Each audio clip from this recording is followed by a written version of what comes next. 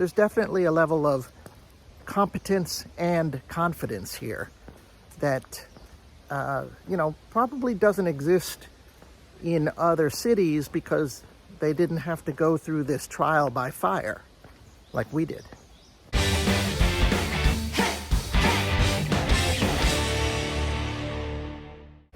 To put it bluntly, there's not a lot of love lost for the people who are trying to control the virus in Shanghai right now. There are boatloads of sympathy for the people of Shanghai. We've all seen the news reports, the videos. There are some people who can't even get food, and then, various conditions, isolating, and if you are ever taken away and hospitalized. And with that, I want to talk about Wuhan. I've probably taken, I really don't know, 15 COVID tests in the last 30 days. Seriously. We had been taking tests every 3 days for the last few weeks, and then recently it's been every 48 hours. And last night, I took my third test in 4 days. I mean, the whole country is on high alert these days. You've all read the news. The red alert often begins flashing when someone from Shanghai gets on a train and comes to Wuhan. And I feel that I need to repeat this, much sympathy for the people struggling in Shanghai. I got this email from the U.S. Embassy in Beijing a few days ago saying that all non-essential personnel in Shanghai are being, not urged, but they are being given the opportunity to leave the city. I forget the wording, maybe urged, maybe something like that. But then last night it changed to all non-necessary personnel in the Shanghai consulate are being told to leave. And that makes me wonder about the rest of the Americans who are in Shanghai. I mean, I don't know how many, thousands and thousands of them. The reality is that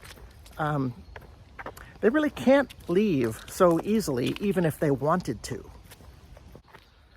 Flights to and from China are few and far between these days. Probably to all countries, but to America, I know this. And in the last year, it's been even harder. There are just not many flights for a whole host of reasons that I won't get into right now. Anyway, let's hope for the best in Shanghai. I want to get back to Wuhan. The people of Wuhan are rightfully proud of themselves. All of us who went through the original lockdown, we look at the news and, we know Shanghai is hurting, but, we were locked down for 76 days. This obviously was pre-vaccine. It was pre-knowledge of anything. We didn't know what was going to be the outcome of this novel coronavirus.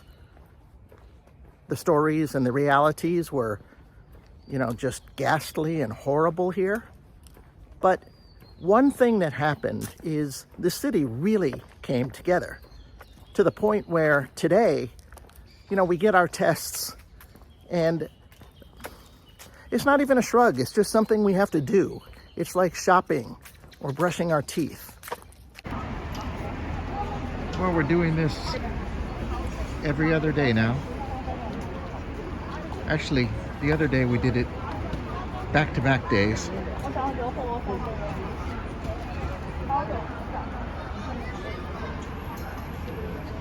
They usually just make an announcement at some point. Testing will begin at 8 p.m. in this case. It's just after 8. Everybody gets the message, everybody comes down, and it goes pretty quickly.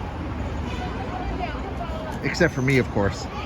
I'm always a a little bit of a headache because I don't have the same app as other people, and they have to physically type in my information into their phone every single time. But they're very nice about it, and they're very patient, and yeah, this is our life. You know, the lines move quickly because the people here have been doing it for so long. You know, it's clockwork. And yeah, we do it, and we're Wuhan proud. Yesterday, wow, insects, springtime. Don't go in my mouth while I'm talking, please. Yesterday, I took the subway at 7 in the morning. I had to go somewhere. And, okay, no problem. I just show my green code and get on. But when I came back a couple of hours later, they stopped me because in the time between I left at 7 a.m. and I was coming back after 9 o'clock, they had issued a new edict that you had to have proof that you had taken a test within the last 24 hours. And the way you prove that you had a test, you know, one thing, it shows up on your green code, but there's a delay because they have to find the results first. So the previous test was too early before the required date. So they give you these cards. I don't know if you can see. You know, it's very simple. As soon as you wait in line, get your tests, then they give you one of these cards that's got a date, and you can get on the subway or wherever else they require it.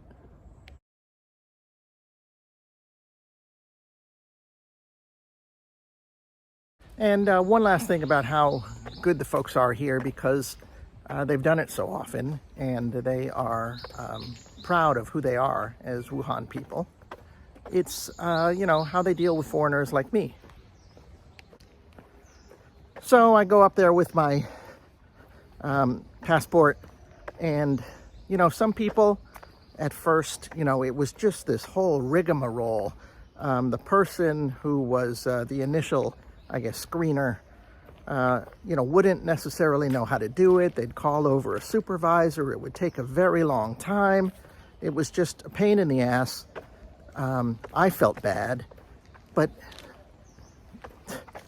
everyone was always super polite. Nobody ever said anything bad, gave me a look.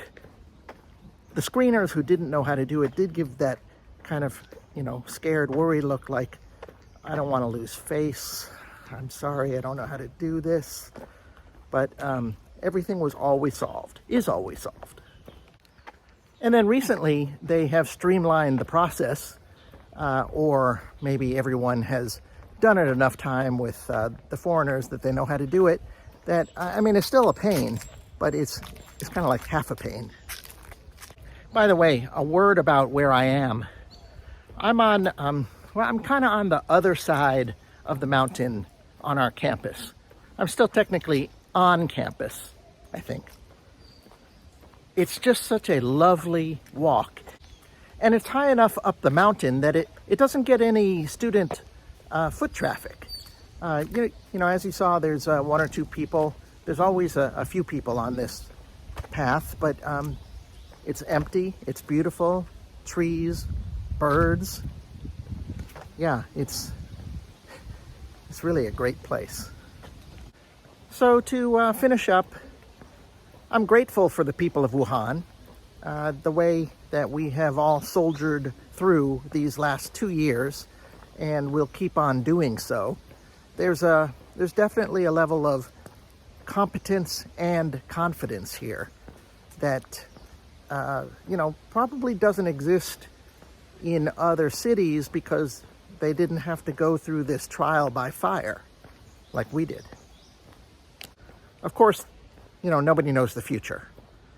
Tomorrow I could be saying, oh my God, we're locked in and there's a, you know, total crazy out of control situation here. And no, that's not going to happen. You know, people just don't think it's going to happen here. I hope people are right. And with that, I will end my video. I want to thank you guys for watching. Really appreciate it. If you like this video, please press the like button. leave a comment below. And if you know anybody who might be interested in this content, this topic, this channel, please share.